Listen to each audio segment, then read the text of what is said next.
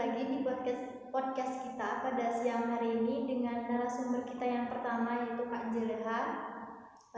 Sebelumnya kita tanya dulu, apa kabar Kak Jeleha? Alhamdulillah baik. Oke, dari segi kesibukannya sekarang lagi apa Kak? Oh, kalau segi kesibukan itu yang pasti kuliah ya. Lalu juga sekarang ini lagi sibuk-sibuknya ngerjain ujian akhir semester karena lagi musimnya. Lalu juga ada mengikuti beberapa organisasi.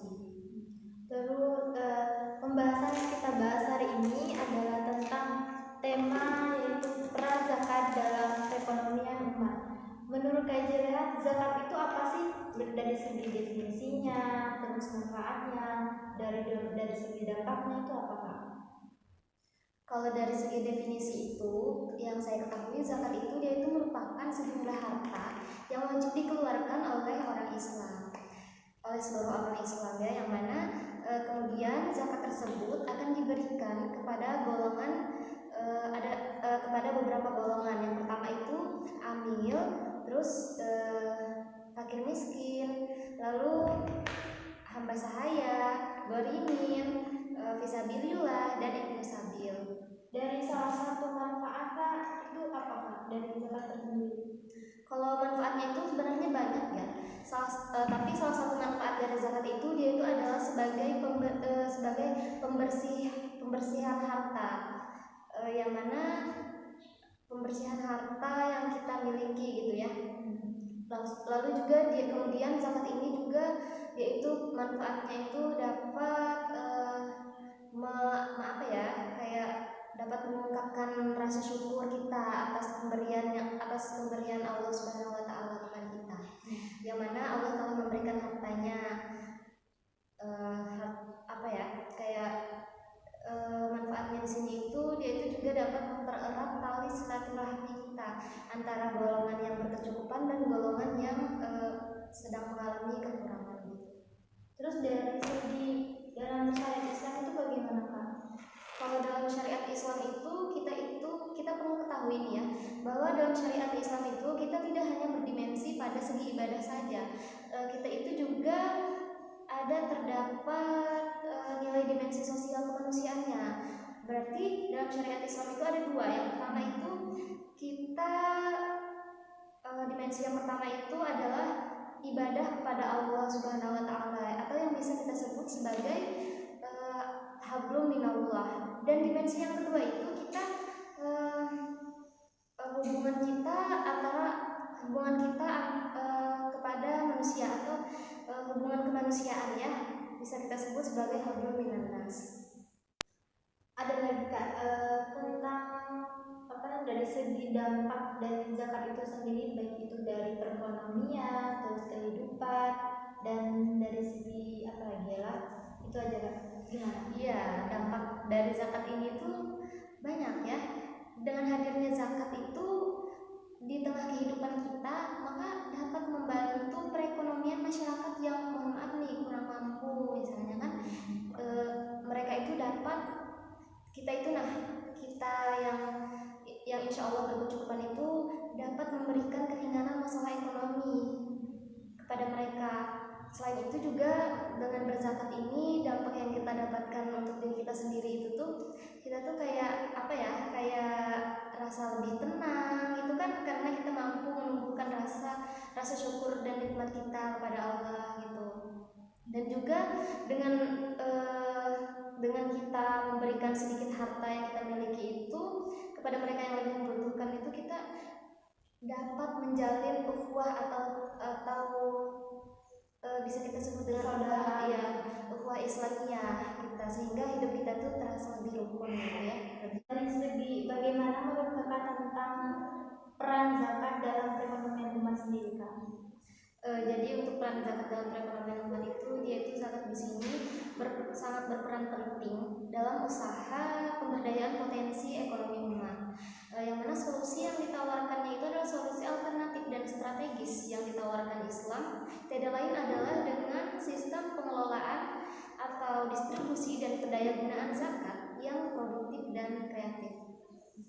Oke, mungkin dari pembahasan Kakak tadi sudah sedikit membuka membuka awalnya itu kayak pembahasan pendahuluan. kita ya. Terima kasih untuk waktunya Kak, sudah meluangkan waktu untuk berhadir. Ya, terima kasih kembali karena sudah dipercayakan untuk mengisi acara podcast Mila pada siang hari ini. Ya, terima kasih untuk semuanya.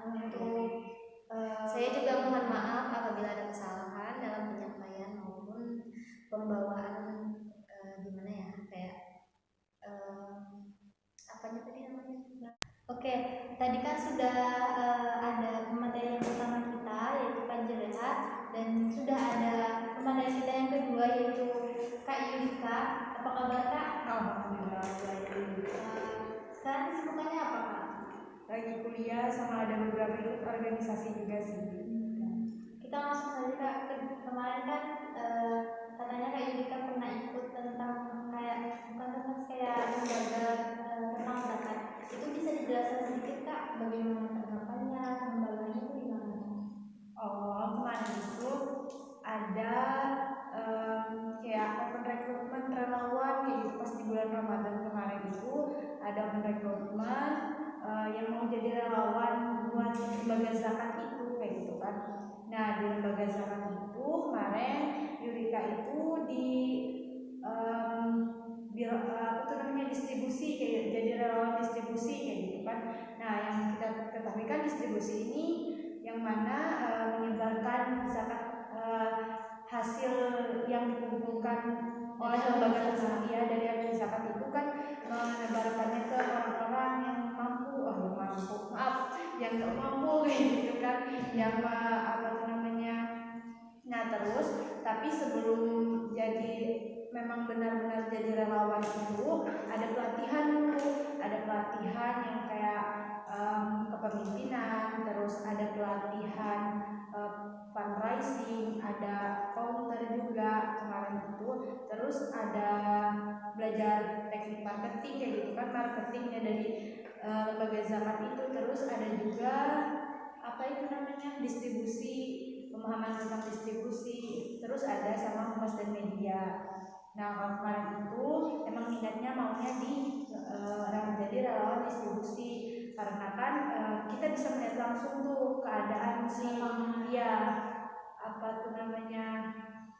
Nah di relawan distribusi itu kan kita bisa lihat tuh penerima zakatnya atau mustahil itu yang mana yang memang betul-betul yang memerlukan ya, yang memang pantas menerima, dan kita tuh ada rasa ya Allah kita bersyukur hidup kayak gini, bukan membandingkan sih, tapi kita tuh bersyukur bahwa kita tuh masih diberi kemampuan untuk kayak misalkan bisa kuliah, kayak misalkan kita bisa di sini aja kayak gitu kan, itu bersyukur banget. Apalagi ketika kita mendapatkan sesuatu yang besar kayak gitu, dan ketika melihat mereka yang di bawah, hati kita itu harus tiba kayak gitu melihat mereka tuh kayak gitu sih. Terus dari tadi sudah dijelaskan tentang fundraising itu, tentang pelatihan itu bagaimana pengertiannya? Kalau fundraising kan tentang keuangan, dimana itu tuh kayak kita belajar tentang seberapa banyak sih kita mengeluarkan zakat gitu. Zakat fitrah dikeluarkannya berapa kilogram misalkan dalam bentuk beras kan. Terus zakat emas itu gimana, zakat emas gimana, kayak gitu sih. Kayak ada pembagiannya zakat pertanian itu gimana. Nah itu nanti setelah fundraising itu jurusannya tuh counter inilah yang menghubungkan antara fundraising tadi dengan yang penerima zakat, terus distribusi yang menyalurkannya. Nah tapi fundraising ini juga seperti yang menyebar proposal, setelah minta bantuan sama-sama lembaga lain kayak gitu kan. Jadi ada lembaga lain yang ikut kontribusi dalamnya. Terus dari peserta itu apakah harus mahasiswa yang ikut di dalamnya atau orang lain? Yang jadi relawan itu kan? Yang jadi relawan itu bebas aja sih, mau masyarakat umum, mau mahasiswa, tapi kan kebetulan aja gitu kan. Berarti bebas lah, yang mau berkontribusi di dalam grup. Ya bebas aja. Oke Kak, yang saya tanyakan lagi tentang mengapa sih Kak banyak orang yang sulit banget bayar zakat daripada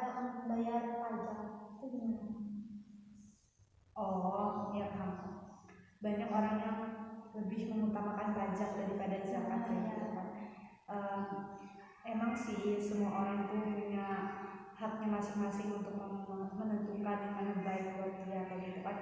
Tapi zakat ini adalah suatu kewajiban bagi orang muslim kayak gitu kan. Walaupun semiskin-miskin apa dia tetap wajib zakat kayak gitu kan. Salah satunya aja zakat fitrah itu kan wajib setiap di bulan Ramadan kayak gitu kan. Nah begitu pula dengan pajak. Kalau pajak ini kan apa itu namanya keperluan negara kayak gitu kan, negara yang mengaturnya. Makanya pajak ini juga penting. Tapi kenapa orang tuh banyak sadarnya membayar zakat daripada membayar pajak daripada membayar zakat.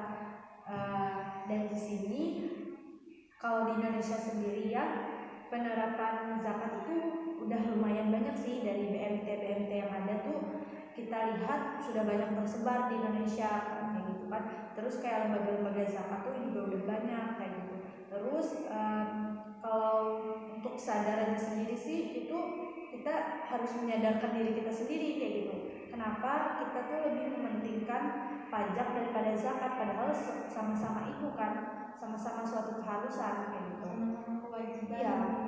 Apalagi kalau misalkan kita sebagai umat muslim itu kan ada di rukun Islam yang mana zakat itu suatu kewajiban juga kan, wajib mengeluarkan zakat kayak gitu kan di rukun Islam itu. Nah berarti mungkin pemahamannya aja yang masih belum sampai gitu kan. Tapi ya kita berusaha lah untuk menyadarkan bahwa zakat itu wajib loh kayak gitu kan. Zakat itu harus ketika sampai hisabnya, kalau misalkan kayak zakat mal, zakat peternakan, zakat perkebunan dan lain sebagainya. Kalau misalkan zakat fitrah tadi kan memang itu suatu kewajiban, suatu keharusan. Mungkin karena zakat itu sendiri nggak ada sanksinya, lain dengan pajak ya. Karena kan pajak itu ada sanksinya kalau nggak bayar tepat waktu. Iya betul banget tuh. Ya sih itu termasuk. Tapi zakat ini sanksinya memang nggak terlihat di dunia. Tidak ada di dunia. Iya. Di akhirat nanti kita pasti diminta pertanggungjawaban gitu kan. Terus kalau pajak ini ya sudah disanksi di mana namanya yang di dunia kayak gitu. Terus dalam peran zakat dalam penanggulangan kemiskinan bagi umat tuh menurut Pak Yoga gimana? Besar banget ya. Kalau misalkan kita lihat itu di zamannya Rasulullah aja kan, penerapan Baitul Mal itu, zakat itu bukan cuman bukan cuman buat muslim aja, tapi buat non muslim juga gitu kan. Jadi kesejahteraannya tuh mendunia banget kayak gitu. Kalau bisa memang ekonomi Islam itu diterapkan sejak dari sekarang itu lebih baik kayak gitu. Tapi kita kembalikan lagi kepada pemerintah. Kita tetap mengikuti aturan pemerintah, tapi setidaknya kita berani menyuarakan kayak gitu bahwa ini loh suatu sistem yang baik kayak gitu, suatu sistem yang bisa kita masukkan ke dalamnya bahwa ekonomi Islam tuh baik gitu, zakat kayak gitu kan, yang mana zakat itu bisa kita ambil contoh dari masa Rasulullah tadi gitu.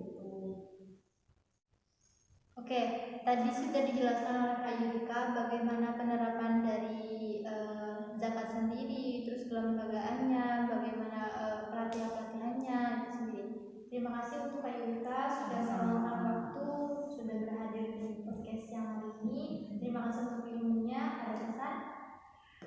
Kesannya sih sadar bahwa kita akan wajib zakat gitu, karena zakat itu bisa menyelamatkan umat. Itu aja sih. Dan pertanggungjawabannya itu di akhirat ya teman-teman, bukan cuma di dunia gitu.